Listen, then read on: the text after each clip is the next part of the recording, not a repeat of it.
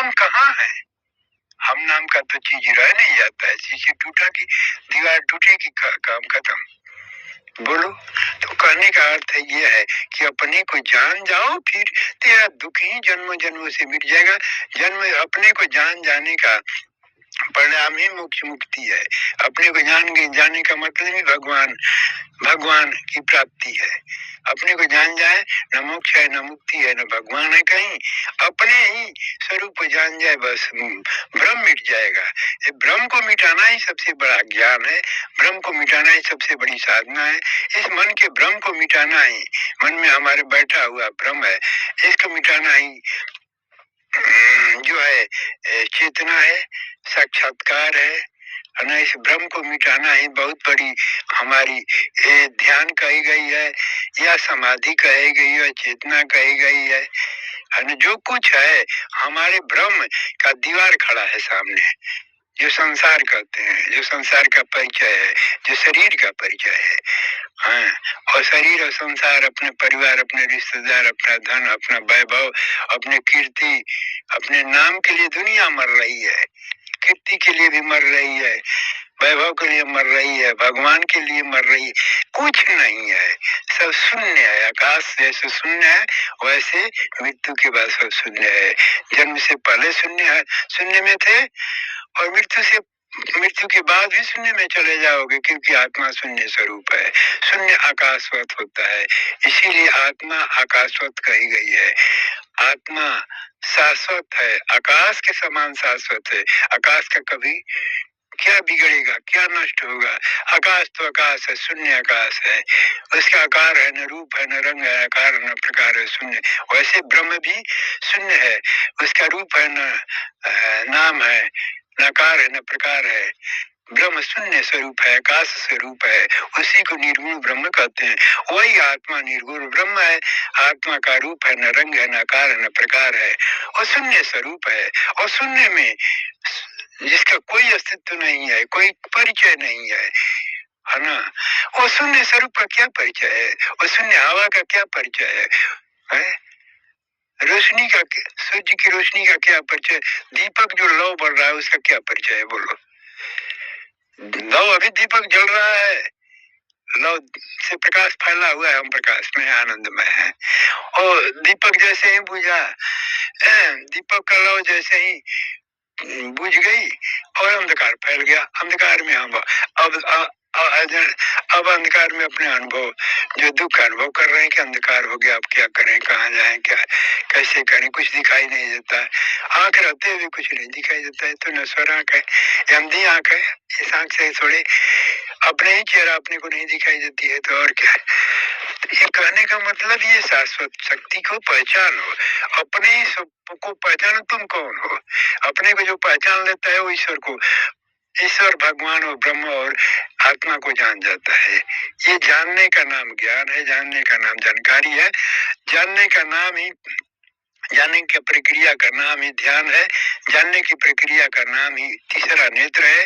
इसी को तीसरा नेत्र कहते हैं। तुम जानो नहीं, तुम समझ के साथ देख लो, अनुभव कर लो। अनुभव तुम्हारे अंदर में एक दृष्टि है, वही आत्मा की दृष्टि, वही साक्षी का को कहा गया है। तुम साक्षी स्वरूप है, तुम देख लो इस चीज को, जो मैं कहता हूँ अनुभव कर लो। अनुभव जब अपने में कर लोगे, तो ये साक्षी स्वरूप को देखने का अर्थ होता है कि ईश्वर का दर्शन, साक्षात्कार है ना। मोक्ष मुक्ति की प्राप्ति हो गई। मोक्ष मुक्ति कुछ भी नहीं है। किसने तुमको बांधा है? कौन कौन कौन तुमको मुक्त करेगा? न बंधा, न बंधन है, न मुक्ति है। यहाँ कोई बंधन नहीं है। तुम्हारी आत्मा की कोई बंधन नहीं होती है। मन का बंधन होता है। मन कुछ गलत कर्मों को करके बंधा हुआ अपने स्वरूप में, जन्म और मृत्यु के चक्र में फंसा हुआ है। वही अपने कर्मों को करके फंसा हुआ है, बंधा हुआ है, छुट्टी नहीं पाता है। वही सब छोड़ दे, मुक्त ही है, सब छोड़ दिया। अच्छे बुरे क्या है, पाप पुण्य क्या है, धर्म धर्म क्या है, सब छोड़ करके स्थिर हो गया, अपने स्वरूप में स्थित हो गया, अपनी चेतना में स्थित हो गया, अपने समझ को जान गया। अब समझ को बैठा लिया अपने बुद्धि में, अपनी चेतना में, अपने स्वरूप में, और शून्य रूप हो गया। और क्या है? समझ आइए कि हम शून्य रूप हैं, हमारा आकार है, न प्रकार, न चेतना है। चेतना स्वरूप में हम स्थिर हैं, हम शून्य स्वरूप में स्थिर हैं, हम हवा की तरह हैं, हम आकाश की तरह हैं, हम पानी की तरह हैं। ये पांच तत्व से रचा है शरीर नहीं है। आग, हवा, पानी, पृथ्वी, आकाश, ये पांच तत्व शरीर जो बना है, यही यही शरीर का भ्रम ही हमारा सबसे बड़ा भ्रम है। शरीर में बैठने वाला एक मन है, वो भी भ्रमित है। वो जो नश्वर अस्थूल शरीर से भ्रम को तोड़ करके जो मन जो है, क्या है मन? एक झूठा नकली आदमी है, इसका नकली परिचय है। तो इच्छा और चाह और वासना का नाम मन है। इस सब को भ्रम को हटा देने के बाद ही जीव मुक्त हो जाता है। अपने आप से मुक्त ही है, उसे मुक्ति नहीं करना है, भ्रम को हटाना है। दीवार है सामने, उसको हटा देना है। हटा दिया, दीवार सामने हो गया, मैदान खाली हो गई। ये भ्रम ही चारों तरफ हमारे घेरे हुए हैं, बुद्धि के आसपास पड़े हुए हैं। बुद्धि से पार होने वाले जीव नहीं। मुक्ति मोक्ष बुद्धि से परे की चीज है। अपने को जानो, अपने स्वरूप को जान जाओ, अपने को पहचान जाओ, अपने को देख लो, समझ जाओ, अनुभव कर लो। हम कहते हैं सुन कर नहीं, पढ़ कर नहीं, क्योंकि शास्त्रों में ज्ञान नहीं है, शब्दों में सत्य नहीं है। तुम शब्द में हो न तुम ज्ञान में हो, न शब्द में हो, न तुम शास्त्र में हो।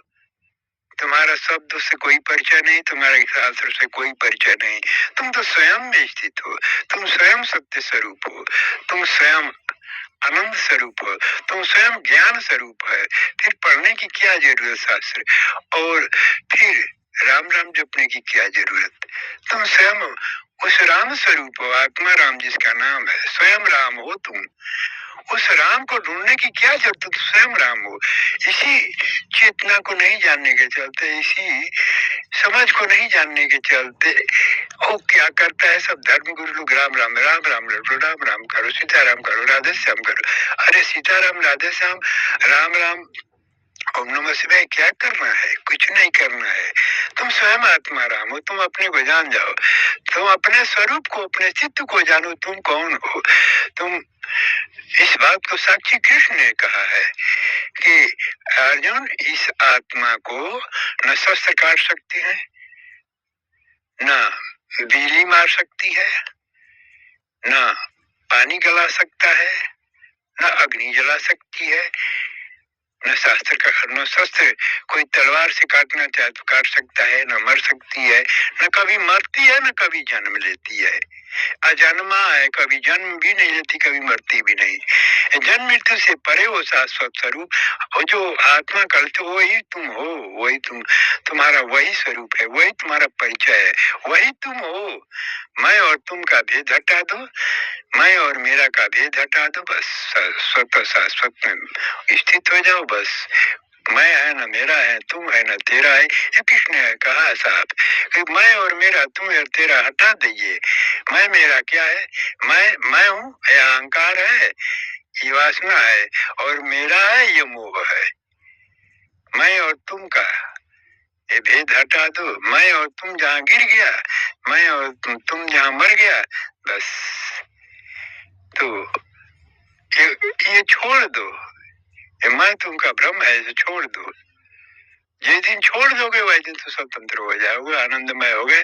वह दिन सच्चित आनंद स्वरूप घन अपने स्वरूप में स्थित होकर के, ब्रह्म में स्थित होकर के, तो ब्रह्म स्वरूप हो, अपने स्वरूप में स्थित हो गए, ब्रह्म में स्थित हो गए।